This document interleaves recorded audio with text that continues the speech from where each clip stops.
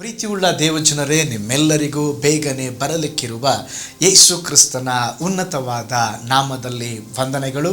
ತಮ್ಮೆಲ್ಲರನ್ನ ನೋಡುವುದರಲ್ಲಿ ನಾನು ಬಹಳ ಸಂತೋಷವುಳ್ಳವನಾಗಿದ್ದೇನೆ. ಈ ಸಮಯದಲ್ಲಿ ಕೂಡ ನಾವು ದೇವರ ವಾಕ್ಯವನ್ನು ಧ್ಯಾನಿಸುವಂಥ ಸಮಯ. ಕೇಳಿಸಿಕೊಳ್ಳುವುದಕ್ಕೆ ನಾವು ಸಿದ್ಧವಾಗಿರುವುದಾದರೆ ಮಾತನಾಡಲಿಕ್ಕೆ ದೇವರು ಸಿದ್ಧವಾಗಿದ್ದಾನೆ. ಪ್ರಾರ್ಥನಾಪೂರ್ವಕವಾಗಿ ಕಾಣಿಸಿಕೊಳ್ಳೋಣ. ದೇವರು ನಮ್ಮ ಜೊತೆಯಲ್ಲೇ ಮಾತನಾಡಲಿ.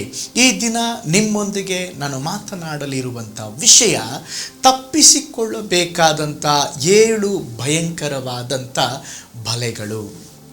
ಅದಕ್ಕೆ ಆಧಾರವಾಗಿ ಕೀರ್ತನೆಗಳು 91 3ನೇ ವಾಕ್ಯ, ಎಲ್ಲರಿಗೂ ಚಿರಪರಿಚಿತವಾಗಿರುವಂಥ ವಾಕ್ಯ ಭಾಗ. ಆತನು ನಿನ್ನನ್ನು ಬೇಟೆಗಾರನ ಬಲೆಯಿಂದಲೂ ಮರಣಕರ ವ್ಯಾಧಿಯಿಂದಲೂ ತಪ್ಪಿಸುವನು. ಈಗ ಓದಿದಂಥ ವಾಕ್ಯ ಭಾಗದಲ್ಲಿ ನಾವು ನೋಡುತ್ತಾದವೆ, ಆತನು ನಿನ್ನನ್ನು ಬೇಟೆಗಾರನ ಬಲೆಯಿಂದ ತಪ್ಪಿಸುವನು. ನಮ್ಮ ದೇವರು ನಮ್ಮನ್ನು ಬೇಟೆಗಾರನ ಬಲೆಯಿಂದ ತಪ್ಪಿಸುವ ದೇವರಾಗಿದ್ದಾರೆ. ಕೀರ್ತನೆಗಳು 124 7ನೇ ವಾಕ್ಯ ಹೇಳುತ್ತದೆ, ನಮ್ಮ ಜೀವವು ಬೇಟೆಗಾರನ ಬಲೆಯಿಂದ ತಪ್ಪಿಸಿಕೊಂಡ ಪಕ್ಷಿಯಂತಿದೆ. ನೋಡಿ, ಈ ಬೇಟೆಗಾರನ ಬಲೆ ಎನ್ನುವಂಥದ್ದು ಭಯಂಕರವಾದದ್ದು. ಯಾರು ಈ ಬೇಟೆಗಾರನು? ಸೈತಾನರಿ. ಈ ಸೈತಾನನು ಬೇಟೆಗಾರನ ರೀತಿಯಲ್ಲಿ ನಮ್ಮ ಜೀವನದಲ್ಲಿ ನಮ್ಮ ಆತ್ಮಗಳಿಗೆ ಬಲೆಯನ್ನು ಬೀಸಾಕುತ್ತಾನೆ. ನಾವು ಅದರಲ್ಲಿ ಸಿಕ್ಕಿ ಒದ್ದಾಡಬೇಕು, ನಮ್ಮ ಪ್ರಾಣ ನಷ್ಟವಾಗಬೇಕು, ನಮ್ಮ ಜೀವನ ಹಾಳಾಗಬೇಕೆಂಬುದಾಗಿ ಬೇಟೆಗಾರನಾದಂಥ ಸೈತಾನನು ಒಂದೊಂದು ದಿನವೂ ಅವನು ಬಲೆಗಳನ್ನು ಒಡ್ಡಿ ಕಾಯುತ್ತಾ ಇದ್ದಾನೆ. ಆದರೆ ದೇವರ ವಾಕ್ಯ ಹೇಳುತ್ತದೆ, ದೇವರು ನಮ್ಮನ್ನು ಬೇಟೆಗಾರನ ಬಲೆಯಿಂದ ತಪ್ಪಿಸುತ್ತಾರಂತೆ. ಅದು ಮಾತ್ರವಲ್ಲ, ಮರಣಕರವಾದಂಥ ವ್ಯಾಧಿಗಳಿಂದ ದೇವರು ತಪ್ಪಿಸುವಂಥವರಾಗಿದ್ದಾರೆ. ಹಾಗಾದರೆ ನಮ್ಮ ಜೀವಿತವನ್ನು ನಷ್ಟಪಡಿಸಲಿಕ್ಕೆ ಸೈತಾನನು ಅನೇಕ ಬಲೆಗಳನ್ನು ಅವನು ಬೀಸುವುದುಂಟು. ದೇವ ಮಕ್ಕಳಾದಂಥ ನಾವುಗಳು ಅವನು ಹಾಕುವಂಥ ಎಲ್ಲ ಬಲೆಗಳಿಂದ ನಾವು ತಪ್ಪಿಸಿಕೊಳ್ಳಬೇಕು. ದಾವೀದನಿಗೆ ಸೌಲನು ಬಲೆಗಳನ್ನು ಇಟ್ಟಿದ್ದನು. ತನ್ನ ಮಗಳಾದ ಮೀಕಳು ಅವನ ಪ್ರೀತಿಸಿದ ಕಾರಣಕ್ಕಾಗಿ ಅವನನ್ನು ನಾಶಪಡಿಸುವುದಕ್ಕೆ, ಅವನನ್ನು ವಂಚಿಸುವುದಕ್ಕೆ ಸೌಲನು ಕೆಲವೊಂದು ಬಲೆಗಳನ್ನು ದಾವೀದನಿಗೋಸ್ಕರವಾಗಿ ಇಟ್ಟಿದ್ದನು. ಒಂದು ಸಾಮುವೇಲ 18ನೇ ಅಧ್ಯಾಯ 21ರಿಂದ 23 ವಚನಗಳನ್ನು ನೋಡ್ರಿ. ಸೌಲನ ಮಗಳಾದ ಮೀಕಳು ದಾವೀದನನ್ನ ಪ್ರೀತಿಸಿದಳು.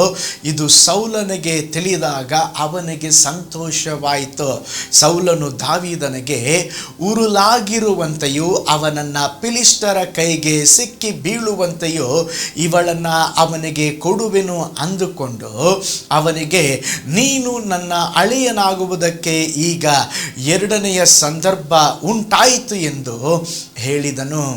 ನೋಡಿ, ಈಗ ಓದಿಕೊಂಡಂಥ ವಾಕ್ಯ ಭಾಗದಲ್ಲಿ ದಾವೀದನನ್ನು ಸೌಲನ ಮಗಳು ಪ್ರೀತಿಸಿದಾಗ ಸೌಲನಿಗೆ ಸಂತೋಷವಾಯ್ತಂತೆ. ಯಾಕೆ ಗೊತ್ತಾ? ಒಳ್ಳೆಯದಕ್ಕಾಗಿ ಅಲ್ರಿ, ತನ್ನ ಮಗಳನ್ನು ಅವನಿಗೆ ಮದುವೆ ಮಾಡಿ ಕೊಡುವುದರ ಮುಖಾಂತರವಾಗಿ ಸ್ತೋತ್ರ, ಅವನಿಗೆ ಉರುಳಾಗಿರುವಂತೆಯೂ ಅವನು ಫಿಲಿಷ್ಟರ ಕೈಗೆ ಸಿಕ್ಕಿ ಬೀಳುವಂತೆಯೂ ಅವನನ್ನು ಅಳಿಯನಾಗಿ ಮಾಡಿಕೊಳ್ಳಲಿಕ್ಕೆ ಅವನು ಪ್ಲ್ಯಾನ್ ಹಾಕ್ತಾ ಇದ್ದಾನೆ. ಒಳ್ಳೆಯದಕ್ಕಾಗಿ ಅಲ್ಲ, ತನ್ನ ಮಗಳ ಬಾಳು ಆಶೀರ್ವದಿಸಲ್ಪಟ್ಟದ್ದಾಗಿರಬೇಕೆಂಬುದಾಗಿ ಅಲ್ಲ, ದಾವೀದನ ಜೀವಿತವನ್ನು ಹಾಳು ಮಾಡುವುದಕ್ಕೆ, ದಾವೀದನನ್ನು ನಾಶನಕ್ಕೆ ನಡೆಸಲಿಕ್ಕೆ ಒಂದು ಬಲೆಯನ್ನು ಹಾಕುವಂಥ ಒಂದು ಪ್ಲಾನನ್ನು ಸೌಲನು ಮಾಡುತ್ತಾ ಇದ್ದಾನೆ.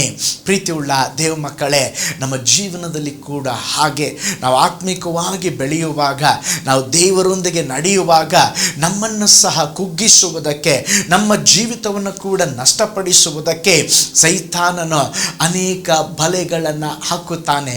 ನಾವು ಬಹಳ ಜಾಗೃತೆ ಉಳ್ಳವರಾಗಿರಬೇಕು.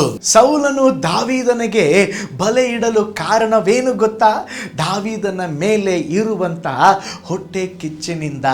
ದಾವೀದನು ಸ್ತೋತ್ರ, ಅವನು ಗೋಲಿಯಾತನನ್ನು ಕೊಂದಾಗ ಜನರು ಹಾಡಿದ ಎಂದರು. ದಾವೀದನು ಕೊಂದದ್ದು 16,000, ಸೌಲನು ಕೊಂದದ್ದು ಸ್ವಲ್ಪ ಎಂಬುದಾಗಿ ಹಾಡಿದಾಗ ಅವನಿಗೆ ಕೋಪ ಬಂತು. ಹೀಗೆ ಮಾಡಿದ್ರೆ ನನ್ನ ಪ್ರಸಿದ್ಧತೆ ಕಡಿಮೆಯಾಗ್ತದೆ, ಅವನ ಪ್ರಸಿದ್ಧತೆ ಬೆಳೆಯುತ್ತದೆ. ಹೇಗಾದರೂ ಇವನಿಗೆ ಬಲೆಯನ್ನು ಹಾಕಿ ಬೀಳಿಸಿ ಇವನನ್ನು ನಷ್ಟಪಡಿಸಬೇಕೆಂಬುದಾಗಿ ಅವನ ಯೋಜನೆ ಹಾಕಲಿಕ್ಕೆ ಆರಂಭಿಸಿದ. ಹೌದು ಪ್ರಿಯರೇ, ಈ ಲೋಕದಲ್ಲಿ ನೀವು ಬೆಳೆಯುವುದನ್ನು ನೋಡಿ ಕೆಲವರು ನಿಮಗೆ ಬಲೆಗಳನ್ನು ಒಡ್ಡಬಹುದು. ಆದರೂ ಭಯಪಡಬೇಡ್ರೆ. ದೇವರ ವಾಕ್ಯ ಹೇಳುತ್ತದೆ, ಓ ಸ್ತೋತ್ರ, ಬೇಟೆಗಾರನ ಬಲೆಯಿಂದ ದೇವರು ನಮ್ಮನ್ನು ತಪ್ಪಿಸುವಂಥವರಾಗಿದ್ದಾರೆ. ನೋಡ್ರಿ, ಈ ಬಲೆಗಳು ಇಡುವುದಕ್ಕೆ ಕಾರಣ ಏನು ಗೊತ್ತಾ? ಈ ಬಲೆಗಳನ್ನು ಒಡ್ಡುವುದಕ್ಕೆ ಇಡುವುದಕ್ಕೆ ಕಾರಣ ನಮ್ಮ ಜೀವನವನ್ನು ನಷ್ಟಪಡಿಸುವುದಕ್ಕೆ, ನಮ್ಮನ್ನು ಕೊಲ್ಲುವುದಕ್ಕಾಗಿ, ನಮ್ಮ ಜೀವವನ್ನು ತೆಗೆಯುವುದಕ್ಕಾಗಿ. ಅದಕ್ಕೆ ಬೈಬಲ್ ಹೇಳ್ತದೆ, ಯೋಹಾನ್ ಬರೆದ ಸುವಾರ್ತೆ 10ನೇ ಅಧ್ಯಾಯ 10ನೇ ವಾಕ್ಯ ಹೇಳ್ತದೆ, ಕಳ್ಳನು ಕದ್ದುಕೊಳ್ಳುವುದಕ್ಕೂ ಕೊಯ್ಯುವುದಕ್ಕೂ ಹಾಳು ಮಾಡುವುದಕ್ಕೂ ಬರುತ್ತಾನೆ, ಹೊರತು ಮತ್ಯಾವುದಕ್ಕೂ ಬರುವುದಿಲ್ಲ. ನಾನಾದರೂ ಅವುಗಳಿಗೆ ಜೀವ ಇರಬೇಕೆಂದಲೋ ಅದು ಸಮೃದ್ಧಿ ಇರಬೇಕೆಂದಲೋ ಬಂದೆನು. ಹಾಗಾದರೆ ಪ್ರತಿಯೊಂದು ಕಾರ್ಯಕ್ಕೂ ಒಂದು ಬಲೆಯನ್ನು ಒಡ್ಡುವಂಥ ಸಂಗತಿಯನ್ನು ನಾವು ನೋಡಬಹುದಾಗಿದೆ. ನೋಡ್ರಿ, ಈ ಪಾರಿವಾಳಗಳನ್ನು ಹಿಡಿಯಲಿಕ್ಕೆ ಏನು ಮಾಡ್ತಾರೆ ಅಂತ ಹೇಳಿದ್ರೆ, ಧಾನ್ಯಗಳನ್ನು ಅಥವಾ ಓ ಸ್ತೋತ್ರ ಕಾಳುಗಳನ್ನು ಅವ್ರು ಏನು ಮಾಡ್ತಾರೆ, ಬೀಸಾಕ್ತಾರೆ. ಅದನ್ನು ತಿನ್ನಲಿಕ್ಕೆ ಬಂದಾಗ ಬಲೆಯನ್ನು ಹಾಕಿ ಪಾರಿವಾಳಗಳನ್ನು ಹಿಡಿಯುತ್ತಾರೆ. ಇಲಿಗಳನ್ನು ಹಿಡಿಯಲಿಕ್ಕೆ ಏನು ಮಾಡ್ತಾರೆ, ಮಸಾಲ ವಡೆ ಅಥವಾ ತೆಂಗಿನ ಕಾಯನ್ನು ಇಟ್ಟು ಅದನ್ನು ಬಲೆಯಲ್ಲಿ ಬೀಳಿಸುತ್ತಾರೆ. ಬೆಕ್ಕನ್ನು ಹಿಡಿಯಲು ಏನು ಮಾಡ್ತಾರೆ, ಒಣ ಮೀನನ್ನು ಇಟ್ಟು ಒಂದು ಬಲೆ ಹಾಕಿ ಕಾಯ್ತಾ ಇರ್ತಾರೆ. ಸಿಂಹವನ್ನು ಹಿಡಿಯಲು ಏನು ಮಾಡ್ತಾರೆ, ಒಂದು ಕುರಿಯನ್ನು ಅದಕ್ಕೆ ತೋರಿಸಿ ಒಂದು ಬಲೆಯನ್ನು ಹಾಕಿರುತ್ತಾರೆ. ಓ ಸ್ತೋತ್ರ, ಆನೆಯನ್ನು ಹಿಡಿಯಲು ಏನು ಮಾಡಿರ್ತಾರೆ, ಒಂದು ದೊಡ್ಡ ಹಳ್ಳದ ಮೇಲೆ ಒಂದು ದೊಡ್ಡ ಬಲೆಯನ್ನು ಹಾಕಿ ಅದರಲ್ಲಿ ಬೀಳುವ ಹಾಗೆ ಮಾಡುತ್ತಾರೆ. ನೋಡ್ರಿ, ಹೀಗೆ ಅನೇಕ ವಿಧದಲ್ಲಿ ಅನೇಕ ಕಾರ್ಯಗಳಿಗೆ ಬಲೆಗಳನ್ನು ಹಾಕುತ್ತಾರೆ. ಅದೇ ವಿಧದಲ್ಲಿ ಓ ಸ್ತೋತ್ರ, ಸೈತಾನನು ಕೂಡ ಇವತ್ತು ನಮ್ಮನ್ನು ಬಲೆಯಲ್ಲಿ ಬೀಳಿಸುವುದಕ್ಕೆ ಅಥವಾ ನಮ್ಮ ಜೀವನವನ್ನು ನಷ್ಟಪಡಿಸುವುದಕ್ಕೆ ಓ ಸ್ತೋತ್ರ ಒಂದೊಂದು ದಿವಸ ಅವನು ಪ್ಲಾನ್ ಹಾಕಿ ಕುಳಿತುಕೊಂಡಿದ್ದಾನೆ. ಆದರೆ ನೀನು ನಾನು ಹಲ್ಲೆಲೂಯಾ ಅವನು ಹಾಕುವಂಥ ಭಯಂಕರವಾದ ಬಲೆಗಳಲ್ಲಿ ಸಿಕ್ಕಿಕೊಳ್ಳದೆ ಪ್ರತಿ ದಿವಸ ಜಾಗರೂಕತೆ ಉಳ್ಳವರಾಗಿ ನಾವು ಜೀವಿಸಬೇಕು. ಅವನ ವಂಚನೆಗೆ ನಾವು ಒಳಗಾಗಬಾರದು. ಓ ಸ್ತೋತ್ರ, ದೇವರ ವಾಕ್ಯ ಹೇಳ್ತದಲ್ವಾ, ನಿನ್ನನ್ನು ಬೇಟೆಗಾರನ ಬಲೆಯಿಂದ ತಪ್ಪಿಸುವೆನೆಂಬುದಾಗಿ. ಆ ವಾಗ್ದಾನಕ್ಕಾಗಿ ದೇವರಿಗೆ ಕರಗಳ ಮೇಲೆ ಕೆತ್ತಿ ದೇವರಿಗೆ ಸ್ತೋತ್ರ ಹೇಳೋಣ. ಹಲ್ಲೆಲೂಯಾ. ನಿಮ್ಮೆಲ್ಲರಿಗೂ ಪರಿಚಯ ಇರಬಹುದು, ಲೋಕದಲ್ಲೇ ಕುಂಪು ಕರಾಟೆ ಮುಂತಾದವುಗಳನ್ನು ಲೋಕಕ್ಕೆ ಪರಿಚಯ ಪಡಿಸಿದಂಥ ಕರಾಟೆಯ ವೀರನಾದ ಬ್ರೂಸ್ಲಿ ಬಗ್ಗೆ ನೀವು ಕೇಳಿರಬಹುದು. ನೋಡ್ರಿ, ಅವನು ಬೆಳೆಯುವುದನ್ನು ನೋಡಲಾಗದಂಥ ಜನರ ಅವನ ಮೇಲೆ ಹೊಟ್ಟೆ ಕಿಚ್ಚು ಪಟ್ಟು ಹೇಗಾದರೂ ಅವನನ್ನು ಸಾಯಿಸಬೇಕೆಂಬುದಾಗಿ ಬಲೆಯನ್ನು ಒಡ್ಡಿದರು. ಅನೇಕ ಅವನ ವಿರುದ್ಧವಾಗಿ ಫೈಟ್ ಮಾಡಲಿಕ್ಕೆ ಬಂದರು, ಆದರೆ ಅವನು ಹೋರಾಡಿ ಅದರಲ್ಲಿ ಗೆದ್ದು ಬಿಡ್ತಾ ಇದ್ದ. ಆದರೆ ಒಂದು ಸಾರಿ ಏನು ಮಾಡಿದ್ರು ಅಂತ ಹೇಳಿದ್ರೆ, ಒಂದು ಚಿಕ್ಕ ನಟಿಯು ಅವಳು ಪ್ರೀತಿಯ ಮಾತುಗಳಿಂದ ಅವನನ್ನು ವಶಪಡಿಸಿಕೊಂಡು ತನ್ನ ಮನೆಗೆ ಅವಳು ಕರೆಸಿಕೊಂಡು ಊಟದಲ್ಲಿ ವಿಷ ಬೆರೆಸಿ ಅವನಿಗೆ ಕೊಟ್ಟಳು. ಅವನು ಊಟ ಮಾಡಿ ಅವನು ಕೊಲ್ಲಲ್ಪಟ್ಟ. ಎಷ್ಟೋ ವರ್ಷಗಳಿಂದ ದೇಹ ಸಾಧನೆ ಮಾಡಿಕೊಂಡಿದ್ದಂಥ ಆ ಸ್ತೋತ್ರ ಬ್ರೂಸ್ಲಿಯು ಒಂದೇ ಕ್ಷಣದಲ್ಲಿ ಬುಡ ಕಡಿದ ಮರದಂತೆ ಬಿದ್ದು ಹೋದನು. ನೋಡ್ರಿ ಪ್ರೀತಿಯುಳ್ಳ ದೇವ ಮಕ್ಕಳೇ, ಇದೇ ವಿಧದಲ್ಲಿ ಸೈತಾನನು ಸಹ ಹೊಂಚಿ ಹಾಕುತ್ತಾ ಇದ್ದಾನೆ ನಮ್ಮನ್ನು ಕೆಡುವುದಕ್ಕೆ, ನಮ್ಮನ್ನು ನಾಶ ಮಾಡುವುದಕ್ಕೆ. ಆದುದರಿಂದ ಓ ಸ್ತೋತ್ರ ದೇವ ಮಕ್ಕಳೇ, ನಾವು ಜಾಗರೂಕತೆ ಉಳ್ಳವರಾಗಿರಬೇಕು. ದೇವ ಮಕ್ಕಳು ನೀವು ಯೇಸುವನ್ನು ಅಂಗೀಕರಿಸಿಕೊಂಡಿರುವುದಾದರೆ ಸೈತಾನನು ಹಲವಾರು ಬಗೆಯ ಬಲೆಗಳನ್ನು ನಿಮ್ಮ ಮೇಲೆ ಬೀಸುವನು. ಏಕೆಂದರೆ ಅವನ ಹೆಸರೇ ಕೊಲೆಗಾರ. ಅದಕ್ಕೆ ಬೈಬಲ್ ಹೇಳ್ತದೆ, ಕಳ್ಳನು ಕದ್ದುಕೊಳ್ಳುವುದಕ್ಕೂ ಹಾಳು ಮಾಡುವುದಕ್ಕೂ ಬರುತ್ತಾನೆ, ಮತ್ಯಾವುದಕ್ಕೂ ಬರುವುದಿಲ್ಲ.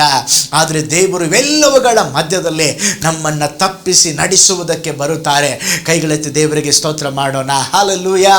ನೋಡಿ, ಅದಕ್ಕೆ ಪ್ರತಿದಿನ ಸೈತಾನನ ಬಲೆಯನ್ನ ಒಡ್ಡಿ ಸ್ತೋತ್ರ ನಿಮ್ಮನ್ನು ದೇವರಿಂದ ಹೇಗಾದರೂ ಬೇರ್ಪಡಿಸಬೇಕು, ಪರಿಶುದ್ಧ ಜೀವಿತವನ್ನು ಕೆಡಿಸಬೇಕು, ನೀವು ಪರಲೋಕ ಸೇರದ ಹಾಗೆ ಮಾಡಬೇಕೆಂಬುದಾಗಿ ಪ್ರತಿ ದಿವಸ ಅವನು ಬಲೆಯನ್ನು ಹಾಕಿ ಕಾಯುತ್ತಾ ಇದ್ದಾನೆ. ಆದುದರಿಂದ ನೀವು ಬಹಳ ಜಾಗರೂಕತೆ ಉಳ್ಳವರಾಗಿರಬೇಕು. ಸ್ತೋತ್ರ. ನೋಡ್ರಿ, ಆ ಬಲೆಗಳನ್ನು ಮುರಿದು ಆ ಬಲೆಗಳಲ್ಲಿ ಬೀಳದ ಹಾಗೆ ನಿನ್ನನ್ನು ಬಿಡುಗಡೆ ಮಾಡಲು ತಪ್ಪಿಸಲು ದೇವರು ನಿನ್ನ ಪಕ್ಕದಲ್ಲಿ ನಿಂತಿದ್ದಾರೆ. ಸ್ತೋತ್ರ. ಆದರೆ ನೀನೇನ್ ಮಾಡಬೇಕು? ಲೋಕದ ವ್ಯವಹಾರದಲ್ಲಿ ಸಿಕ್ಕಿಕೊಳ್ಳಬಾರದು.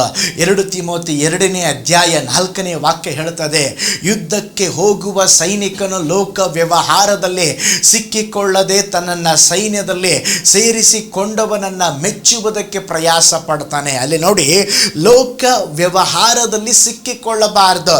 ಸೈತಾನನು ಬಲೆಯನ್ನು ಇಟ್ಟಿರ್ತಾನೆ. ನಾವೇನು ಮಾಡಬೇಕು? ಅದರಲ್ಲಿ ಸಿಕ್ಕಿಕೊಳ್ಳದ ಹಾಗೆ ಜಾಗರೂಕತೆ ಉಳ್ಳವರಾಗಿರಬೇಕು. ನಾವು ಓದಿಕೊಂಡಂಥ ವಾಕ್ಯ ಭಾಗ ಕೀರ್ತನೆ 91 3ನೇ ವಾಕ್ಯ, ಆತನು ನಿನ್ನನ್ನು ಬೇಟೆಗಾರನ ಬಲೆಯಿಂದಲೂ ಮರಣಕರವಾದಿಯಿಂದಲೂ ತಪ್ಪಿಸುವನು. ನೋಡ್ರಿ, ದೇವರು ಬೇಟೆಗಾರನ ಬಲೆಯಿಂದ ತಪ್ಪಿಸಿದರೂ ಕೂಡ ಕೆಲವರು ತಾವೇ ಬಲೆಗೆ ಹೋಗಿ ಸಿಕ್ಕಿಕೊಳ್ಳುವಂಥ ಅನುಭವ. ನೋಡ್ರಿ, ದೇವರು ತಪ್ಪಿಸ್ತಾರೆ ಅಂತ ಹೇಳಿ ನೀವು ಹೋಗಿ ಬಲೆಯಲ್ಲಿ ಸಿಕ್ಕಿ ಒದ್ದಾಡಬಾರದ್ರಿ. ಇವತ್ತು ಅನೇಕ ಜನರು ಕದ್ದ ನೀರು ಸಿಹಿಯಾಗಿದೆ ಎಂಬುದಾಗಿ ಹೇಳ್ತಾರೆ. ಇವತ್ತು ಲೋಕದ ಇಚ್ಛೆಗಳಿಗೆ, ಆಸೆಗಳಿಗೆ ಅನೇಕ ಜನರು ಬಲಿಯಾಗುತ್ತಾ ಇದ್ದಾರೆ.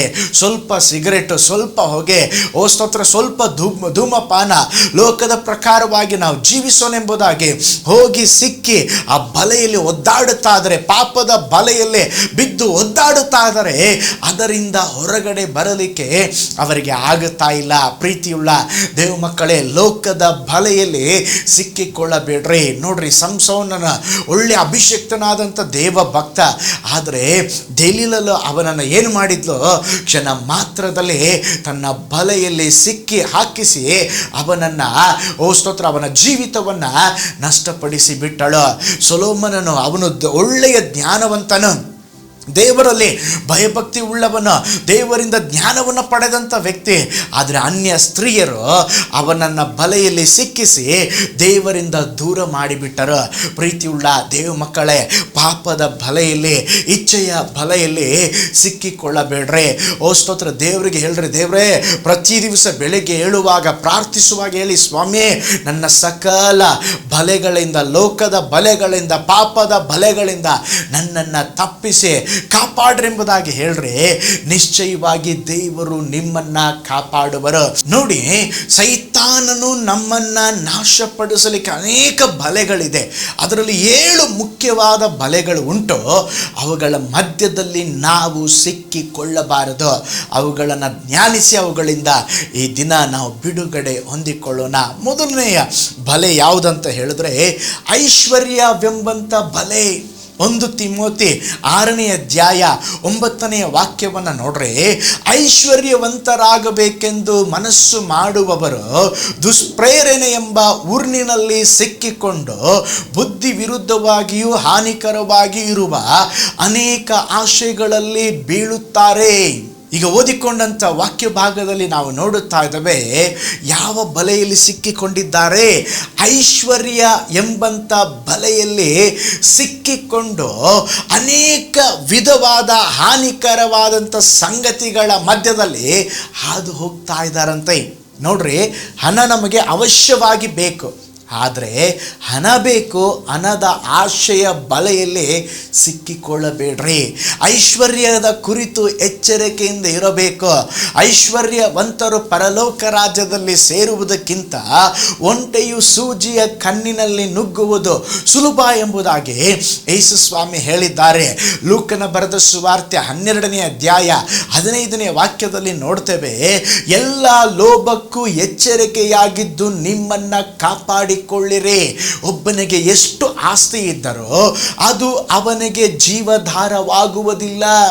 ನೋಡ್ರಿ, ದೇವರು ಹೇಳ್ತಾ ಇದ್ದಾರೆ, ಮೊದಲನೇದಾಗಿ ಐಶ್ವರ್ಯ ಎಂಬಂತ ಬಲೆಯಲ್ಲಿ ನಾವು ಸಿಕ್ಕಿಕೊಳ್ಳಬಾರದು. ನೋಡ್ರಿ, ಭೌತಿಕ ಸ್ವತ್ತುಗಳನ್ನು ಸಂಪಾದಿಸುವ ಮೂಲಕ ಸಂತೋಷವನ್ನು ನಮಗೆ ಪಡೀಲಿಕ್ಕೆ ಸಾಧ್ಯವಿಲ್ಲ. ಕೆಲವರು ನೆನೆಸ್ತಾರೆ, ನಾನು ಶ್ರೀಮಂತನಾಗ್ಬಿಟ್ರೆ ನನಗೆಲ್ಲ ದೊರಕ್ತದೆ, ನನ್ನ ಜೀವನ ಹಾಯಾಗಿರ್ತದೆ ಎಂಬುದಾಗಿ. ಆದರೆ ಈ ಐಶ್ವರ್ಯ ಎಂಬಂಥ ಬಲೆಯಲ್ಲಿ ಸಿಕ್ಕಿಕೊಂಡವರನ್ನ ನೋಡ್ರಿ, ಅವರ ಜೀವನದಲ್ಲಿ ಸಂತೋಷವೇ ಇರುವುದಿಲ್ಲ. ಒಬ್ಬನಿಗೆ ಎಷ್ಟು ಆಸ್ತಿ ಇದ್ದರೂ ಅದು ಅವನನ್ನು ಕಾಪಾಡುವುದೇ ಇಲ್ಲ. ನೋಡ್ರಿ, ನೀವೇ ಕೇಳಿರ್ತೀರ, ದೊಡ್ಡ ರಾಜಕೀಯ ವ್ಯಕ್ತಿಗಳು, ನಟ ನಟಿಯರು ಅನೇಕ ದೊಡ್ಡ ದೊಡ್ಡ ರೋಗಗಳಿಗೆ ತುತ್ತಾಗ್ತಾರೆ. ಅವರ ಬಳಿ ಕೋಟಿ ಕೋಟಿ ಹಣ ಇದೆ, ಆದರೆ ಅವರಿಗೆ ಸ್ತೋತ್ರ, ಅವರು ಪ್ರಾಣ ಭಯದಿಂದ ನರಳುತ್ತಾ ಇರ್ತಾರೆ. ಅಯ್ಯೋ, ನನಗೆ ಹಣ ಇದೆ, ಆದರೆ ನನಗೆ ಈ ವ್ಯಾಧಿಯಿಂದ ಬಿಡುಗಡೆಗೊಳಿಸ್ರಿ, ಈ ವ್ಯಾಧಿಯಿಂದ ಒಂದು ಸೌಖ್ಯ ಕೊಡ್ರಿ. ಅನೇಕ ಜನರು ಅಕಾಲಿಕ ಮರಣವನ್ನು ಹೊಂದುತ್ತಾರೆ. ಪ್ರೀತಿ ಉಳ್ಳ ದೇವ ಮಕ್ಕಳೇ, ಐಶ್ವರ್ಯ ಎಂಬಂಥ ಬಲೆಯಲ್ಲಿ ಸಿಕ್ಕಿಕೊಳ್ಳಬೇಡ್ರಿ. ಕೆಲವರು ಐಶ್ವರ್ಯವಂತರಾಗಬೇಕೆಂಬುದಾಗಿ ಅವರು ದೇವರನ್ನ ಬಿಟ್ಟು ಬಿಟ್ಟಿದ್ದಾರೆ, ಸಭೆಯನ್ನು ಬಿಟ್ಟು ಬಿಟ್ಟಿದ್ದಾರೆ, ಪ್ರಾರ್ಥನೆಯನ್ನು ಬಿಟ್ಟು ಬಿಟ್ಟಿದ್ದಾರೆ. ಹಾಗೆ ಬಿಡಬೇಡಿ ದೇವ ಮಕ್ಕಳೇ, ಐಶ್ವರ್ಯ ಎಂಬಂಥ ಬಲೆಯಲ್ಲಿ ಸಿಕ್ಕಿಕೊಳ್ಳಬೇಡ್ರಿ. ನೋಡ್ರಿ, ವೈದ್ಯರು ಚಿಕಿತ್ಸೆಯನ್ನು ಕೊಡಬಹುದು, ಆರೋಗ್ಯ ದೇವರಿಂದ ಬರ್ತದೆ. ಇಂಜಿನಿಯರ್ ಮನೆಯನ್ನು ಕಟ್ಟಿಕೊಡಬಹುದು, ಕುಟುಂಬ ಕಟ್ಟೋರು ಯಾರೇ? ದೇವರೇ. ಶಿಕ್ಷಕರು ಶಿಕ್ಷಣವನ್ನು ಕೊಡಬಹುದು, ಜ್ಞಾನ ವಿವೇಕ ದೇವರಿಂದ ಬರುವಂಥದ್ದಾಗಿದೆ. ಮನುಷ್ಯರು ನಮಗೆ ಕೆಲಸ ಕೊಡಬಹುದು, ಆಶೀರ್ವಾದ ದೇವರಿಂದ ಬರ್ತದೆ. ರೈತರು ಬೀಜವನ್ನು ಬಿತ್ತಬಹುದು, ಮಳೆ ನೀರು ಫಲ ಕೊಡುವವರು ದೇವರಾಗಿದ್ದಾರೆ. ಓ ಸ್ತೋತ್ರ. ಆಗಿರುವುದರಿಂದ ನೀವು ಐಶ್ವರ್ಯವಂತರಾಗಬೇಕೆಂಬಂತ ಆ ಬಲೆಯಲ್ಲಿ ನೀವು ಸಿಕ್ಕಿ ಒದ್ದಾಡಬಾರದು. ಒಂದು ಉದಾಹರಣೆ ನನಗೆ ನೆನಪಿಗೆ ಬರ್ತದೆ. ಟೈಟಾನಿಕ್ ಹಡಗು 1912ನೇ ವರ್ಷದಲ್ಲಿ ಏಪ್ರಿಲ್ ತಿಂಗಳಲ್ಲಿ ಒಂದು ಹಿಮ ಪರ್ವತಕ್ಕೆ ಬಡಿದು ಮುಳುಗಿ ಹೋದದ್ದು ನಮ್ಮೆಲ್ಲರಿಗೂ ಗೊತ್ತು. ಅದರಲ್ಲಿ ಹೇರಳವಾದ ಶ್ರೀಮಂತರು ಪ್ರಯಾಣ ಮಾಡುತ್ತಾ ಇದ್ದಾರೆ. ಆದರೆ ಎಲ್ಲರೂ ಕೋಟ್ಯಾಧೀಶರು. ನೋಡ್ರಿ, ಅದರಲ್ಲಿ 11 ಮಂದಿ ಲಕ್ಷಾಧಿಪತಿಗಳು ಪ್ರಯಾಣಿಸ್ತಾ ಇದ್ರಂತೆ.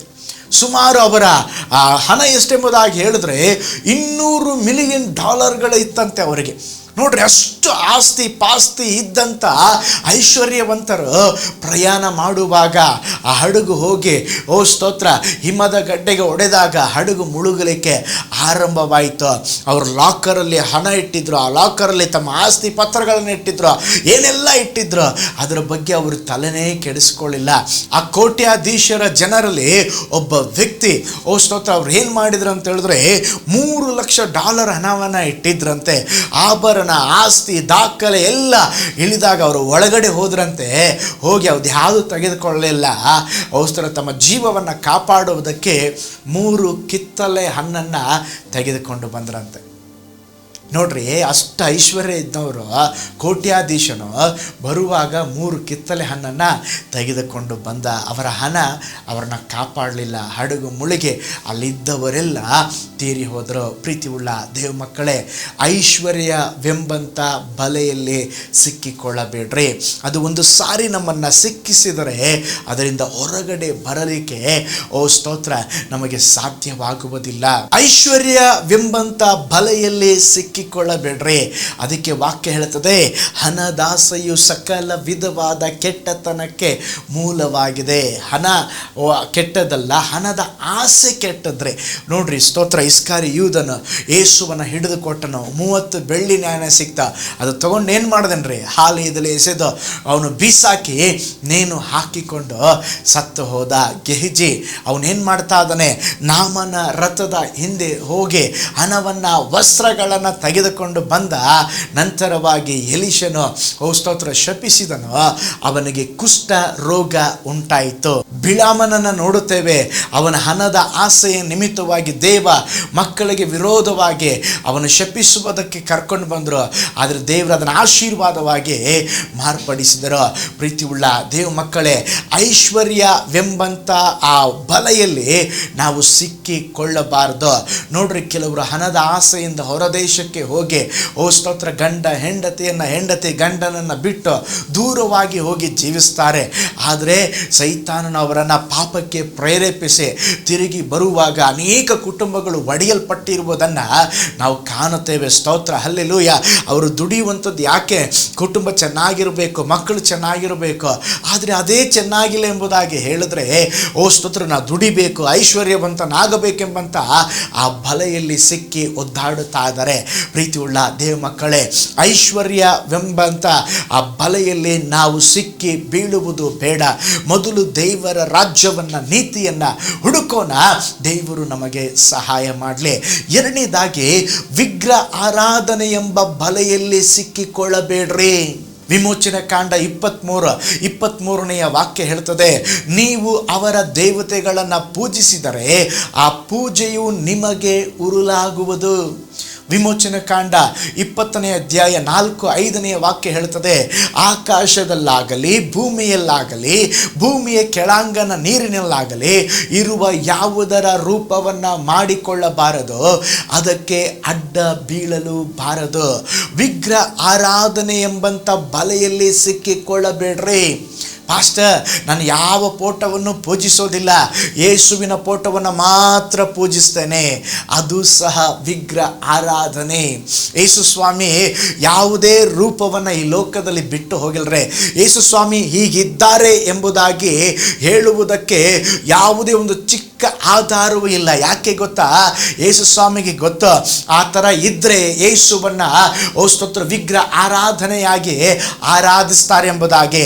ಆದ್ದರಿಂದ ಯಾವುದೂ ಸಹ ಯೇಸು ಸ್ವಾಮಿ ಬಿಟ್ಟು ಹೋಗಲಿಲ್ಲ. ಅದಕ್ಕೆ ಯೇಸು ಸ್ವಾಮಿ ಹೇಳಿದ್ರು, ನನ್ನನ್ನು ಆರಾಧಿಸುವವರು ಆತ್ಮದಲ್ಲಿ ಸತ್ಯದಲ್ಲಿ ಆರಾಧಿಸಬೇಕು.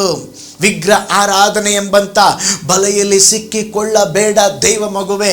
ಧರ್ಮೋಪದೇಶ ಕಾಂಡ 7:16ನೇ ವಾಕ್ಯ ಹೇಳ್ತದೆ, ನಿಮ್ಮ ದೇವರಾದ ಯೆಹೋವನು ನಿಮ್ಮಿಂದ ಪರಾಜಯ ಪಡಿಸುವ ಜನಾಂಗಗಳನ್ನೆಲ್ಲ ನೀವು ಕನಿಕರಿಸದೆ ನಾಶಪಡ ಮಾಡಬೇಕು. ಅವರ ದೇವರುಗಳನ್ನು ಪೂಜಿಸಲೇಬಾರದು, ಪೂಜಿಸಿದರೆ ಅವು ನಿಮಗೆ ಉರುಲಾಗುವುದು. 1 ಯೋಹಾನ 5:21ನೇ ವಾಕ್ಯ ಹೇಳ್ತದೆ, ಪ್ರಿಯರಾದ ಮಕ್ಕಳೇ, ವಿಗ್ರಹಗಳಿಗೆ ದೂರವಾಗಿರುವಂತೆ ನಿಮ್ಮನ್ನ ಕಾಪಾಡಿಕೊಳ್ಳ್ರಿ. ನೋಡ್ರಿ, ಮೋವಾಬ್ ದೇಶದಲ್ಲಿ ವಿಗ್ರಹ ಆರಾಧನೆ ಮಾಡುತ್ತಾ ಇದ್ದ ರೂತಳು ಕರ್ತನನ್ನ ಸೇವಿಸ್ತೇನೆ ಎಂಬಂತ ದೃಢ ಮನಸ್ಸು ಮಾಡಿದ್ದರಿಂದ, ಓ ಸ್ತೋತ್ರ, ಲೋಕದ ಅಶುದ್ಧತೆಗಳಿಂದಲೂ ಮಲಿನತ್ವಗಳಿಂದ ತಪ್ಪಿಸಿಕೊಂಡಳು. ಕರ್ತನ ಜನರೊಂದಿಗೆ ಸೇರಿಕೊಂಡು ದೈವಿಕವಾದಂಥ ಆಶೀರ್ವಾದಗಳನ್ನು ಪಡೆದುಕೊಂಡಳು. ಪ್ರೀತಿಯುಳ್ಳ ದೇವ ಮಕ್ಕಳೇ, ವಿಗ್ರಹ ಆರಾಧನೆ ಎಂಬಂತ ಬಲೆಯಲ್ಲಿ ಸಿಕ್ಕಿಕೊಳ್ಳಬೇಡ್ರಿ. ಹಾಗಾದರೆ ವಿಗ್ರಹ ಆರಾಧನೆ ಅಂದರೆ ಏನು? ದೇವರ ಸ್ಥಾನದಲ್ಲಿ ಓ ಸ್ತೋತ್ರ ಯಾವುದೇ ವಸ್ತುವನ್ನು ನೀವು ಇಟ್ಟರೂ ಅದು ವಿಗ್ರಹ ಆರಾಧನೆ.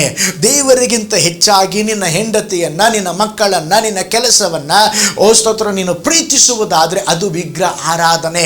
ಮೊದಲ ಸ್ಥಾನ ದೇವರಿಗೆ ಕೊಡಬೇಕ್ರೆ. ವಿಗ್ರಹ ಆರಾಧನೆಯ ಬಲೆಯಲ್ಲಿ ಸಿಕ್ಕಿಕೊಳ್ಳಬೇಡ್ರೆ. ನಾನು ಮೊದಲನೇದಾಗಿ ಹೇಳಿದೆ, ಐಶ್ವರ್ಯವಂತರೆಂಬ ಬಲೆಯಲ್ಲಿ ಸಿಕ್ಕಿಕೊಳ್ಳಬೇಡ್ರೆ.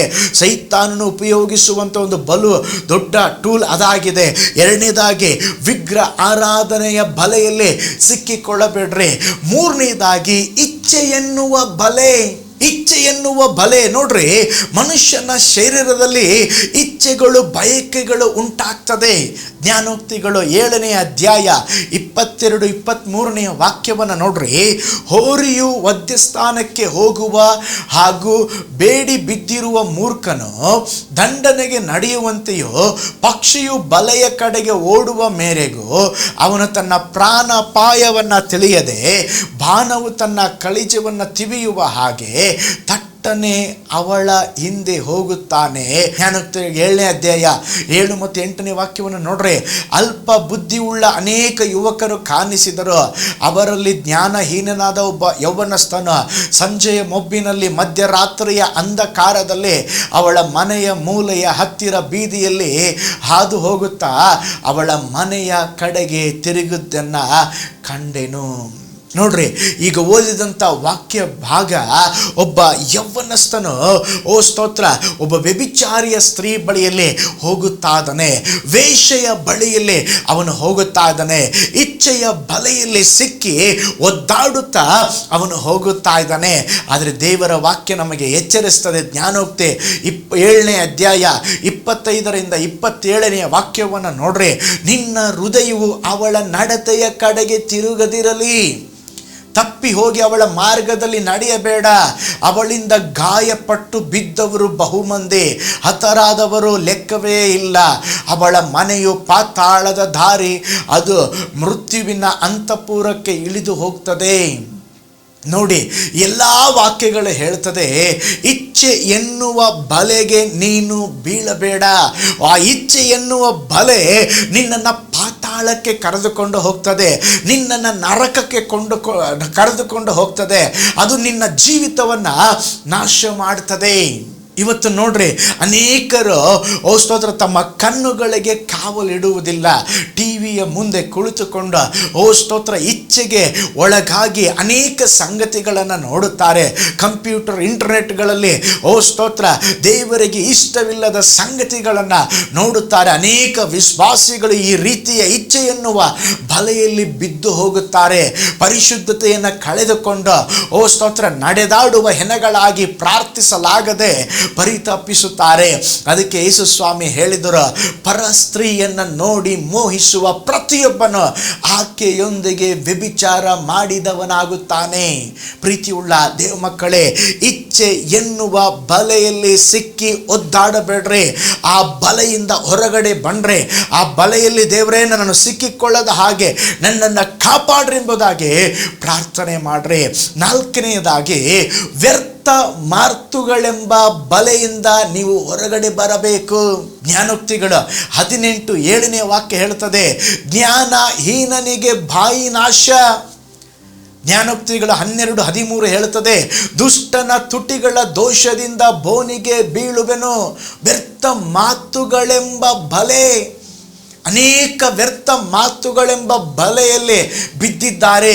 ಅನೇಕ ಯವನಸ್ಥ ಮಕ್ಕಳನ್ನು ನೋಡ್ರಿ, ಓ ಸ್ತೋತ್ರ ವ್ಯರ್ಥವಾಗಿ ಇವತ್ತು ಫೋನ್ ಹಿಡ್ಕೊಂಡು ಮಾತನಾಡ್ತಾ ಇರ್ತಾರೆ. ಏನು ಮಾತನಾಡ್ತಾರೆ ಅವರಿಗೆ ಗೊತ್ತಿಲ್ಲ. ವ್ಯರ್ಥವಾದ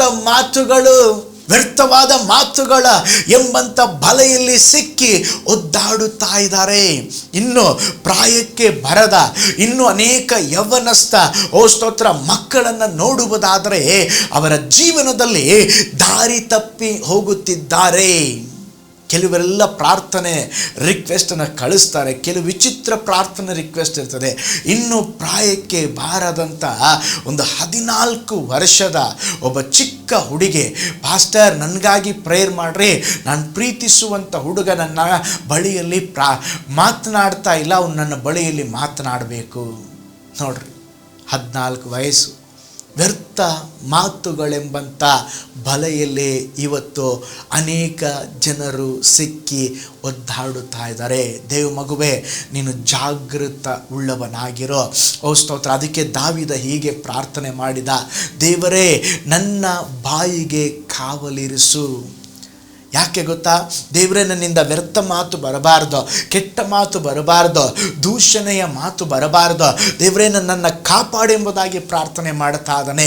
ಯೇಸು ಸ್ವಾಮಿ ಶಿಲುಬೆಯಲ್ಲಿ ಇರುವಾಗ ಒಬ್ಬ ಕಳ್ಳನ ತನ್ನ ನಾಲಿಗೆಯನ್ನು ಕರ್ತನಿಗೆ ಅರ್ಪಿಸಿ ಒಳ್ಳೆ ಮಾತುಗಳನ್ನಾಡಿದ. ದೇವರೇ, ನೀನು ನನ್ನನ್ನು ನೆನಪು ಮಾಡಿಕೋ ಎಂಬುದಾಗಿ. ಇನ್ನೊಬ್ಬ ಕಳ್ಳ ಯೇಸು ಸ್ವಾಮಿಯನ್ನು ಪರಿಹಾಸ್ಯ ಮಾಡಿದ. ಓ ಸ್ತೋತ್ರ. ಯೇಸು ಸ್ವಾಮಿ ನನ್ನನ್ನು ನೆನಪು ಮಾಡಿಕೋ ಎಂಬುದಾಗಿ ಹೇಳಿದವನು ಅವನು ಪರದೇಶಿಗೆ ಹೋದ. ಪರಿಹಾಸ್ಯ ಮಾಡಿದವನು ಅವನು ನರಕಕ್ಕೆ ಹೋದ. ಪ್ರೀತಿ ಉಳ್ಳ ದೇವ ಮಕ್ಕಳೇ, ನಿಮ್ಮ ಬಾಯನ್ನು ದೇವರಿಗೆ ಅರ್ಪಿಸ್ರಿ. ವ್ಯರ್ಥ ಮಾತುಗಳೆಂಬಂಥ ಬಲೆಯಲ್ಲಿ ಸಿಕ್ಕಿ ಒದ್ದಾಡಬೇಡ್ರಿ. 5ನೇದಾಗಿ, ಒಡಂಬಡಿಕೆಯ ಬಲೆಯಲ್ಲಿ ಸಿಕ್ಕಿಕೊಳ್ಳಬೇಡ್ರಿ. ವಿಮೋಚನ ಕಾಂಡ 34:12ನೇ ವಾಕ್ಯ ಹೇಳ್ತದೆ, ನೀವು ಸೇರುವ ದೇಶದ ನಿವಾಸಿಗಳ ಸಂಗಡ ಯಾವ ಒಡಂಬಡಿಕೆಯನ್ನ ಮಾಡಿಕೊಳ್ಳಬಾರದು, ಮಾಡಿಕೊಂಡರೆ ಅದು ನಿಮ್ಮ ಮಧ್ಯದಲ್ಲಿ ಉರುಳಾಗುವುದು. ನೋಡ್ರಿ, ಕೆಲವರು ಅವಿಶ್ವಾಸಿಗಳೊಟ್ಟಿಗೆ ಒಡಂಬಡಿಕೆ ಮಾಡ್ಕೊಳ್ತಾರೆ, ಕಾಂಪ್ರಮೈಸ್ ಮಾಡ್ಕೊಳ್ತಾರೆ, ಸಂಧಾನ ಮಾಡಿಕೊಳ್ತಾರೆ. ಆದರೆ ಇಲ್ಲಿ ವಾಕ್ಯ ಹೇಳ್ತದೆ, ನೀವು ಒಡಂಬಡಿಕೆ ಮಾಡಿಕೊಳ್ಳುವ ಮುಂಚೆ ಯೋಚಿಸಿರಿ. ಮದುವೆಯಾದರೂ ಸರಿ, ವ್ಯಾಪಾರ ಆದರೂ ಸರಿ, ಸ್ತೋತ್ರ, ಅವಿಶ್ವಾಸಿಗಳೊಟ್ಟಿಗೆ ನೀವು ಇಜ್ಜೋಡಾಗಬೇಡ್ರಿ. ಹಲ್ಲೆಲೂಯ. ಆ ರೀತಿ ನೀವು ಒಡಂಬಡಿಕೆ ಮಾಡಿಕೊಂಡು ಅವರೊಟ್ಟಿಗೆ ಹೋಗುವುದಾದರೆ, ಆ ಬಲೆಯಲ್ಲಿ ಸಿಕ್ಕಿಬಿದ್ದರೆ ತಿರುಗಿ ನೀವು ಅದರಿಂದ ಹೊರಗಡೆ ಬರಲಿಕ್ಕೆ ಸ್ತೋತ್ರ ನಮಗೆ ಆಗುವುದಿಲ್ಲ. ನೋಡ್ರಿ, ಯೆಹೋಶುವನೊಟ್ಟಿಗೆ ಒಡಂಬಡಿಕೆ ಮಾಡಿಕೊಳ್ಳಲು ಗಿಬ್ಯೋನಿನ ನಿವಾಸಿಗಳು ಒಂದು ತಂತ್ರವನ್ನ ಹೂಡಿದರು. ಯೆಹೋಶುವನು ಆ ತಂತ್ರದಲ್ಲಿ ಸಿಕ್ಕಿಬಿದ್ದನು. ಯೆಹೋಶುವನ ಗ್ರಂಥ 9ನೇ ಅಧ್ಯಾಯ 3ನೇ ವಾಕ್ಯವನ್ನು ನೋಡ್ರಿ. ಯೆರಿಕೋವಿನವರನ್ನ, ಆಯಿ ಎಂಬ ಊರಿನವರನ್ನ ಯೆಹೋಶುವನು ಸಂಹರಿಸಿದ ಸುದ್ದಿಯನ್ನ ಗಿಬ್ಯೋನಿನ ನಿವಾಸಿಗಳು ಕೇಳಿ ಅವರು ಒಂದು ಯುಕ್ತಿ ಮಾಡಿದರು. ನೋಡ್ರಿ, ಅವರು ಒಂದು ಯುಕ್ತಿಯನ್ನು ಮಾಡ್ತಾ ಇದ್ದಾರೆ.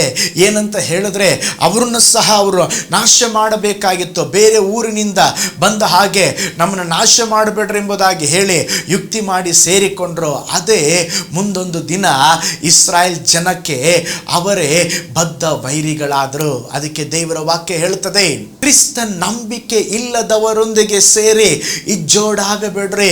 2 ಕೊರಿಂಥ 6ನೇ ಅಧ್ಯಾಯ 14ರಿಂದ 16 ವಾಕ್ಯ ನೋಡ್ರಿ. ನೀವು ಕ್ರಿಸ್ತ ನಂಬಿಕೆ ಇಲ್ಲದವರೊಂದಿಗೆ ಸೇರಿ ಇಜ್ಜೋಡಾಗಬೇಡ್ರಿ. ಧರ್ಮಕ್ಕೂ ಅಧರ್ಮಕ್ಕೂ ಜೊತೆ ಏನು, ಬೆಳಕಿಗೂ ಕತ್ತಲಿಗೂ ಐಕ್ಯವೇನು, ಕ್ರಿಸ್ತನಿಗೂ ಸೈತಾನನಿಗೂ ಒಡನಾಟವೇನು, ನಂಬುವವನಿಗೂ ನಂಬದೇ ಇರುವವನಿಗೂ ಪಾಲುಗಾರಿಕೆ ಏನು, ದೇವರ ಮಂದಿರಕ್ಕೂ ವಿಗ್ರಹಗಳಿಗೂ ಒಪ್ಪಿಗೆ ಏನು, ನಾವು ಜೀವ ಸ್ವರೂಪನಾದ ದೇವರ ಮಂದಿರವಾಗಿದ್ದೇವಲ್ಲ. ನೋಡ್ರಿ, ಈಗ ಓದಿದಂಥ ವಾಕ್ಯ ಭಾಗದಲ್ಲೇ ನಾವು ನೋಡುತ್ತಾ ಇದ್ದೇವೆ, ನಾವು ಅವಿಶ್ವಾಸಿಗಳೊಟ್ಟಿಗೆ ಸ್ತೋತ್ರ ಇಜ್ಜೋಡಾಗಬಾರದಂತೆ, ಸ್ತೋತ್ರ ಸಂಧಾನ ಮಾಡಿಕೊಳ್ಳಬಾರದಂತೆ ನೀವು ಎಚ್ಚರವಾಗಿರಿ. ಒಡಂಬಡಿಕೆಯ ಬಲೆಯಲ್ಲಿ ಸಿಕ್ಕಿಕೊಳ್ಳಬೇಡ್ರಿ. 6ನೇದಾಗಿ ಹರಿಕೆಯನ್ನು ಮೀರುವ ಬಲೆ. ಜ್ಞಾನೋಕ್ತಿ 20-25ನೇ ವಾಕ್ಯ ಹೇಳ್ತದೆ, ದುಡುಕಿ ಮುಡುಪು ಕಟ್ಟುವುದು ಮನುಷ್ಯನಿಗೆ ಉರುಳು, ಹರಿಕೆ ಹೊತ್ತ ಮೇಲೆ ವಿಚಾರ ಪಡಬೇಕಾಗ್ತದೆ. ಅರಣ್ಯಕಾಂಡ 32ನೇ ವಾಕ್ಯ ಹೇಳ್ತದೆ, ಯಾವನಾದರೂ ಯೆಹೋವನಿಗೆ ಹರಿಕೆ ಮಾಡಿದರೆ ತನ್ನ ಮಾತನ್ನು ಮೀರದೆ ಹೇಳಿದಂತೆ ನೆರವೇರಿಸಬೇಕು. ಇವತ್ತು ಅನೇಕ ಜನರು ಕಷ್ಟ ಕಾಲದಲ್ಲಿ ಸ್ತೋತ್ರ ಹರಿಕೆ ಹೊತ್ಕೊಳ್ತಾರೆ. ದೇವರೇ, ನಾನು ಅದನ್ನು ಮಾಡ್ತೇನೆ, ಇದನ್ನು ಮಾಡ್ತಾನೆ, ಸೇವೆಗೆ ಕೊಡ್ತಾನೆ. ಆದರೆ ಅವರು ಏನು ಹರಿಕೆ ಇರುತ್ತಾರೋ ಅದನ್ನು ಮರೆತು ಬಿಡುತ್ತಾರೆ. ದಾನಿಯೇಲನು ಒಂದು ಪರಿಶುದ್ಧಕ್ಕಾಗಿ ಹರಿಕೆ ಮಾಡಿದನ್ರಿ, ನಾನು ರಾಜನ ಭೋಜನ ಪದಾರ್ಥಗಳನ್ನು ತಿಂದು ನನ್ನನ್ನು ಅಶುದ್ಧ ಮಾಡಿಕೊಳ್ಳುವುದಿಲ್ಲ ಎಂಬುದಾಗಿ. ಅದರ ಆಶೀರ್ವಾದ ಏನು ಗೊತ್ತಾ? ಬ್ಯಾಬಿಲೋನಿನಲ್ಲಿರುವ ಜ್ಞಾನಿಗಳಿಗಿಂತಲೂ 10 ಪಟ್ಟು ಜ್ಞಾನ. ಸ್ತೋತ್ರ, ಅವನ ಮುಖ ಬಹಳ ಸುಂದರವಾಗಿತ್ತು. ದೇವರು ಅವನನ್ನು ಮಾನಿಸಿದರು. ಹನ್ನಳು ತನ್ನ ಮಗುವನ್ನು ಆಲಯಕ್ಕೆ ಬಿಡ್ತೀನಿ ಎಂಬುದಾಗಿ ಹರಿಕೆ ಹೊತ್ತಲು ಒಂದು ಗಂಡು ಮಗುವನ್ನು ಕೊಟ್ಟರೆ, ಆ ಹರಿಕೆಯನ್ನು ಹೊತ್ತು ಚಿಕ್ಕ ಮಗುವಾದ ಸಾಮುವೇಲನನ್ನು ಚಿಕ್ಕ ವಯಸ್ಸಿನಲ್ಲಿ ಆಲಯದಲ್ಲಿ ಬಿಟ್ಟು ಬಂದಳು. ಪ್ರೀತಿ ಉಳ್ಳ ದೇವ ಮಕ್ಕಳೇ, ಹರಿಕೆ ಮಾಡಿಕೊಂಡ್ರೆ ಅದನ್ನು ನೆರವೇರಿಸಲಿ. ಕೊನೆಯದಾಗಿ ಮನುಷ್ಯರಿಗೆ ಭಯಪಡುವ ಬಲೆ. ಇದು ಬಹಳ ಡೇಂಜರ್ ರೀ. ಜ್ಞಾನೋಕ್ತಿ 29-25 ಹೇಳ್ತದೆ, ಮನುಷ್ಯನ ಭಯ ಉರುಳು, ಯೆಹೋವನ ಭರವಸ ಉದ್ಧಾರ. ಇವತ್ತು ಅನೇಕರು ಮನುಷ್ಯರಿಗೆ ಭಯಪಡುವಂಥ ಒಂದು ಬಲೆಯಲ್ಲಿ ಸಿಕ್ಕಿಕೊಂಡಿದ್ದಾರೆ. ಕೆಲವರು ತಂದೆ ತಾಯಿಗಳಿಗೆ ಭಯಪಟ್ಟು ದೀಕ್ಷೆ ಸ್ಥಾನ ತೆಗೆದುಕೊಳ್ಳುವುದಿಲ್ಲ. ಸಮಾಜ ಏನನ್ನುತ್ತದೋ, ಗುರುಗಳು ಏನನ್ನುತ್ತಾರೋ, ಇವರು ಏನನ್ನುತ್ತಾರೆ ಎಂಬುದಾಗಿ ದೇವರ ವಾಕ್ಯಕ್ಕೆ ಅವರು ವಿಧೇಯರಾಗುವುದಿಲ್ಲ. ಆದರೆ ಪ್ರೀತಿಯುಳ್ಳ ದೇವ ಮಕ್ಕಳೇ, ಮನುಷ್ಯರನ್ನು ಮೆಚ್ಚಿಸಬೇಡ್ರಿ. ಸ್ತೋತ್ರ, ದೇವರನ್ನು ಮೆಚ್ಚಿಸ್ರಿ. ಮನುಷ್ಯರಿಗೆ ಭಯಪಡಬೇಡ್ರಿ, ದೇವರಿಗೆ ಭಯಪಡ್ರೆ. ಮನುಷ್ಯನ ಭಯ ಎಂಬಂತ ಬಲೆಯಲ್ಲಿ ನೀವು ಸಿಕ್ಕಿಕೊಂಡ್ರೆ ನೀವು ದೇವರಿಗಾಗಿ ಜೀವಿಸಲಿಕ್ಕೆ ಸಾಧ್ಯವಿಲ್ಲ. ಶದ್ರಕ್, ಮೇಷಕ್, ಅಬೇದ್ನೆಗೋ ಅವರನ್ನ ನೋಡ್ರೆ, ಅವರ ಅರಸನನ್ನು ಮೆಚ್ಚಿಸುವುದಕ್ಕಿಂತ ರಾಜಾದಿ ರಾಜನನ್ನು ಮೆಚ್ಚಿಸಲು ತೀರ್ಮಾನಿಸಿದರು. ಅಗ್ನಿ ಜ್ವಾಲೆಯನ್ನು ಕಂಡು ಅವರು ಭಯಪಡಲಿಲ್ಲ, ವಿಗ್ರಹಗಳಿಗೆ ಅಡ್ಡ ಬೀಳಲಿಲ್ಲ. ಕರ್ತನು ಅವರ ಭಕ್ತಿಯನ್ನು ಕಂಡು ಅಗ್ನಿ ಜ್ವಾಲೆಯಿಂದ ಅವರನ್ನು ರಕ್ಷಿಸಿದರು. ಕರ್ತನ ಬರೋಣ ಬಹಳ ಸಮೀಪ ಇದೆ. ಓ ಸ್ತೋತ್ರ. ಯೇಸು ಸ್ವಾಮಿ ದಿಢೀರ್ ಎಂಬುದಾಗಿ ಬರುವುದಾದರೆ ಇವತ್ತು ಯೇಸುವಿನ ಮುಂದೆ ನಾವು ನಿಂತುಕೊಳ್ಳುವುದಕ್ಕೆ ಸಿದ್ಧವಾಗಿದ್ದೇವೆಯಾ? ಓ ಮನುಷ್ಯರಿಗೆ ಭಯಪಡುವ ಬಲೆಯಲ್ಲಿ ನೀವು ಸಿಕ್ಕಿಕೊಳ್ಳಬೇಡ್ರಿ. ಹಲ್ಲೆಲೂಯಾ. ಹಾಗಿರುವುದಾದರೆ ಇವೆಲ್ಲ ಸೈತಾನನು ತರುವಂಥ ಬಲೆಗಳು. ಈ ಬಲೆಯಲ್ಲಿ ನಾವು ಸಿಕ್ಕಿಕೊಂಡ್ರೆ ಅವನು ನಮ್ಮನ್ನು ನರಕಕ್ಕೆ ಕರೆದುಕೊಂಡು ಹೋಗಿಬಿಡ್ತಾನೆ. ಆದರೆ ದೇವರು ವಾಗ್ದಾನ ಮಾಡಿದ್ದಾರೆ, ನಿನ್ನನ್ನು ಬೇಟೆಗಾರನ ಬಲೆಯಿಂದಲೂ ನಾನು ತಪ್ಪಿಸ್ತೇನೆ ಎಂಬುದಾಗಿ. ಆಗಿರುವುದಾದರೆ ನಾವು ಎಚ್ಚರವಾಗಿರೋಣ. ಕರ್ತನೆ, ಈ ಎಲ್ಲ ಬಲೆಗಳಿಂದ ದೇವರೇ ನನ್ನನ್ನು ತಪ್ಪಿಸಿ ಕಾಪಾಡ್ರೆ. ಈ ಬಲೆಗಳಲ್ಲಿ ನಾನು ಸಿಕ್ಕಿಕೊಳ್ಳಬಾರದು. ಸೈತಾನನು ನಮ್ಮನ್ನು ಸಿಕ್ಕಿಸಲಿಕ್ಕೆ ನೋಡುವ 7 ಬಲೆಗಳ ಕುರಿತಾಗಿ ನಾವು ನೋಡಿಕೊಂಡೆವು. ಮೊದಲನೇದಾಗಿ ಐಶ್ವರ್ಯವೆಂಬಂಥ ಬಲೆಯಲ್ಲಿ ಸಿಕ್ಕಿಕೊಳ್ಳಬೇಡ್ರಿ. ಎರಡನೇದಾಗಿ ಓ ಸ್ತೋತ್ರ ವಿಗ್ರಹ ಆರಾಧನೆ ಎಂಬ ಬಲೆಯಲ್ಲಿ ಸಿಕ್ಕಿಕೊಳ್ಳಬೇಡ್ರಿ. ಮೂರನೇದಾಗಿ ಇಚ್ಛೆ ಎನ್ನುವ ಬಲೆಯಲ್ಲಿ ಸಿಕ್ಕಿಕೊಳ್ಳಬೇಡ್ರಿ. ನಾಲ್ಕನೇದಾಗಿ ವ್ಯರ್ಥ ಮಾತುಗಳೆಂಬ ಬಲೆಯಲ್ಲಿ ಸಿಕ್ಕಿಕೊಳ್ಳಬೇಡ್ರಿ. ಐದನೇದಾಗಿ ಒಡಂಬಡಿಕೆಯ ಬಲೆಯಲ್ಲಿ ಸಿಕ್ಕಿಕೊಳ್ಳಬೇಡ್ರಿ. 6 ಹರಕೆಯ ಮೇನ್ನ ಮೀರುವಂಥ ಬಲೆಯಲ್ಲಿ ಸಿಕ್ಕಿಕೊಳ್ಳಬೇಡ್ರಿ. ಮನುಷ್ಯನಿಗೆ ಭಯಪಡುವ ಬಲೆಯಲ್ಲಿ ಸಿಕ್ಕಿಕೊಳ್ಳಬೇಡ್ರಿ. ದೇವರು ತಾನೇ ನಿಮಗೆ ಸಹಾಯ ಮಾಡಲಿ. ಇರುವ ಸ್ಥಳದಲ್ಲೇ ಎಲ್ಲರ ಕಣ್ಗಳನ್ನು ಮುಚ್ಚೋಣ, ನಾವು ಪ್ರಾರ್ಥನೆ ಮಾಡೋಣ, ದೇವರನ್ನು ನೋಡೋಣ. ಕರ್ತನೆ, ಸೈತಾನನು ಪ್ರತಿ ದಿವಸವೂ ಅಪ್ಪ ನಾನು ಬಿದ್ದು ಹೋಗಬೇಕೆಂಬುದಾಗಿ, ನಾನು ನಾಶವಾಗಬೇಕೆಂಬುದಾಗಿ ಅನುದಿನವೂ ಅನೇಕ ಬಲೆಗಳನ್ನು ಒಡ್ಡುತ್ತಾ ಇದ್ದಾನೆ. ದೇವರೇ, ನೀವು ನನ್ನನ್ನು ಕಾಪಾಡ್ರೆ. ಓ ಈ ಲೋಕದ ಬಲೆಯಲ್ಲಿ, ಐಶ್ವರ್ಯ ಎಂಬಂಥ ಬಲೆಯಲ್ಲಿ ಅಪ್ಪ ದೇವರೇ ನಾನು ಸಿಕ್ಕಿ ಒದ್ದಾಡಬಾರದು. ಪಾಪದ ಬಲೆಯಲ್ಲಿ ಹಲ್ಲೆಲೂಯ ದೇವರೇ ನನ್ನನ್ನು ಕಾಪಾಡ್ರೆ. ಎಲ್ಲರೂ ಪ್ರಾರ್ಥನೆ ಮಾಡ್ರೆ. ಹಲ್ಲೆಲೂಯ. ವಾಗ್ದಾನ ಮಾಡಿದ ದೇವರ ನಂಬಿಗಸ್ತನು ನಿನ್ನನ್ನು ಬೇಟೆಗಾರನ ಬಲೆಯಿಂದ ತಪ್ಪಿಸ್ತೇನೆ ಎಂಬುದಾಗಿ ದೇವರು ವಾಗ್ದಾನ ಮಾಡಿದ್ದಾರೆ. ಯಾರು ಆ ಬೇಟೆಗಾರನು? ಸೈತಾನನು. ಹಲ್ಲೆಲೂಯ. ಒಂದೊಂದು ದಿವಸ ಬಲೆಯನ್ನು ಹಾಕಿ ಅವನು ಕಾದು ಕುಳಿತುಕೊಂಡಿದ್ದಾನೆ. ಹೇಗಾದರೂ ದೇವ ಮಕ್ಕಳನ್ನು ಆ ಬಲೆಯಲ್ಲಿ ಸಿಕ್ಕಿಸಿ ಅವರ ಜೀವಿತವನ್ನು ನಷ್ಟಪಡಿಸಬೇಕೆಂಬುದಾಗಿ ನಾವು ದೇವರಿಗೆ ಹೇಳೋಣ. ದೇವರೇ, ನನಗೆ ನಿನ್ನ ಕೃಪೆ ಬೇಕು, ನಿನ್ನ ದಯೆ ಬೇಕು. Hallelujah, hallelujah. ನನ್ನ ಕಣ್ಗಳನ್ನು ಕಾಪಾಡ್ರೆ, ನನ್ನ ಶರೀರವನ್ನು ಕಾಪಾಡ್ರೆ, ನನ್ನ ಪರಿಶುದ್ಧತೆಗಾಗಿ ಪ್ರಯಾಸ ಪಡಬೇಕು. ಹಲ್ಲೆಲೂಯ. ಈ ಲೋಕದಲ್ಲಿ ಕರ್ತನೇ ವ್ಯರ್ಥ ಮಾತುಗಳೆಂಬ ಬಲೆಯಲ್ಲಿ ನಾನು ಸಿಕ್ಕಿಕೊಳ್ಳಬಾರದಪ್ಪ. ಐಶ್ವರ್ಯ ಎಂಬಂಥ ಬಲೆಯಲ್ಲಿ ಸಿಕ್ಕಿಕೊಳ್ಳಬಾರದಪ್ಪ. ಓ ಸ್ತೋತ್ರ. ಇಚ್ಛೆ ಎನ್ನುವ ಬಲೆಯಲ್ಲಿ ನಾನು ಸಿಕ್ಕಿಕೊಳ್ಳಬಾರದಪ್ಪ. ನನಗೆ ಕೃಪೆ ಕೊಡ್ರಿ, ನನಗೆ ಕೃಪೆ ಕೊಡ್ರಿ, ನನಗೆ ಕೃಪೆ ಕೊಡ್ರಿ. Hallelujah, hallelujah. ದೇವರೇ, ನಾನು ಬಿದ್ದು ಹೋಗಬಾರ್ದಪ್ಪ. ನಿಮ್ಮ ಸಮ್ಮುಖದಲ್ಲಿ ಸ್ಥಿರವಾಗಿ ನಾನು ನಿಂತುಕೊಳ್ಳಬೇಕು. ನಿನಗಾಗಿ ನಾನು ಬಾಳಬೇಕು, ನಿನಗಾಗಿ ಪರಿಶುದ್ಧವಾಗಿ ಜೀವಿಸಬೇಕು. ಓ ಹಲ್ಲೆಲೂಯ, ಹಲ್ಲೆಲೂಯ. ಕರ್ತನೇ, ನಮ್ಮೊಂದಿಗೆ ಸೇರಿ ಯಾರೆಲ್ಲ ಪ್ರಾರ್ಥಿಸ್ತಾ ಇದ್ದಾರೋ ಅವರೆಲ್ಲರಿಗೆ ಸಹಾಯ ಮಾಡ್ರೆ. ಪ್ರತಿಯೊಬ್ಬ ದೇವ ಮಕ್ಕಳಿಗಾಗಿ ಪ್ರಾರ್ಥಿಸ್ತೇವೆ. ಅವ್ರನ್ನ ನೀವು ಕಾಪಾಡಬೇಕು, ಅವರು ಬಿದ್ದು ಹೋಗಬಾರದು. ಹಲ್ಲೆಲೂಯ.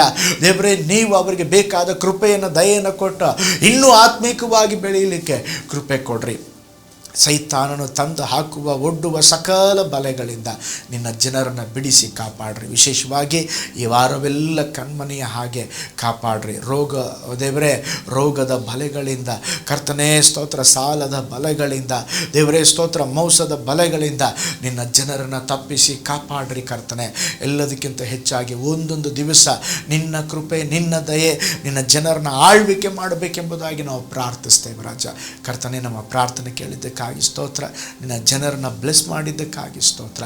ಯಾರಾದರೂ ಪ್ರಾರ್ಥನಾ ಮನವಿಯಲ್ಲಿ ದೇವರೇ ಕಷ್ಟಗಳಲ್ಲಿ, ಬಲಹೀನತೆಗಳಲ್ಲಿ, ರೋಗದಲ್ಲಿ ಇರುವುದಾದರೆ ದೇವರೇ ನೀವು ಅವರನ್ನು ಸಂಧಿಸ್ರಿ, ನೀವು ಅವರಿಗೆ ಬಿಡುಗಡೆಯನ್ನು ಕೊಡ್ರೆ. ನಿನ್ನ ನಾಮದಲ್ಲಿ ಒಂದು ಅದ್ಭುತ ನಡೆಯಲಿ ಎಂಬುದಾಗಿ ನಾವು ಪ್ರಾರ್ಥಿಸ್ತೇವೆ ರಾಜ. ಪ್ರಾರ್ಥನೆ ಕೇಳಿದ್ದಕ್ಕಾಗಿ ಸ್ತೋತ್ರ. ಯೇಸುವಿನ ಹೆಸರಿನಲ್ಲಿ ತಂದೆಯೇ, ಒಟ್ಟಾಗಿ ಹೇಳೋಣ, ಆಮೆನ್. Price the lord. ಕರ್ತನು ನಿಮ್ಮನ್ನು ಧಾರಾಳವಾಗಿ ಆಶೀರ್ವದಿಸಲಿ.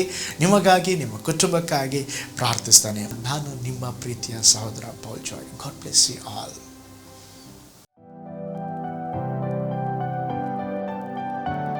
ಕರ್ತನಲ್ಲಿ ಪ್ರಿಯರೇ, ಈ ಸಂದೇಶ ಮತ್ತು ಪ್ರಾರ್ಥನೆ ನಿಮಗೆ ಆಶೀರ್ವಾದಕರವಾಗಿದ್ದರೆ, ದೇವರು ನಿಮ್ಮನ್ನು ಪ್ರೇರೇಪಿಸಿದರೆ, ನಂಬಿಕೆಯಿಂದ ಸಾಗುವ ಈ ಸೇವೆಗೆ ನಿಮ್ಮ ಅಮೂಲ್ಯವಾದ ಕಾಣಿಕೆಯನ್ನು ಬಿತ್ತಿರಿ. ಪ್ರೀತಿಯ ದೇವಜನರೇ, ವಾಯ್ಸ್ ಆಫ್ ಹೋಪ್ ಮಿನಿಸ್ಟ್ರಿಯ ವತಿಯಿಂದ ಕೋರಮಂಗಲದಲ್ಲಿ ಪ್ರತಿ ಭಾನುವಾರ ಬೆಳಿಗ್ಗೆ 9:30ಕ್ಕೆ ಕನ್ನಡ ಆರಾಧನೆ ನಡೆಯುತ್ತಿದೆ. ಆತ್ಮಭರಿತವಾದ ಆರಾಧನೆ, ಮನಮುಟ್ಟುವ ಸಾಕ್ಷಿ, ಬಲಪಡಿಸುವ ದೇವ ಸಂದೇಶ.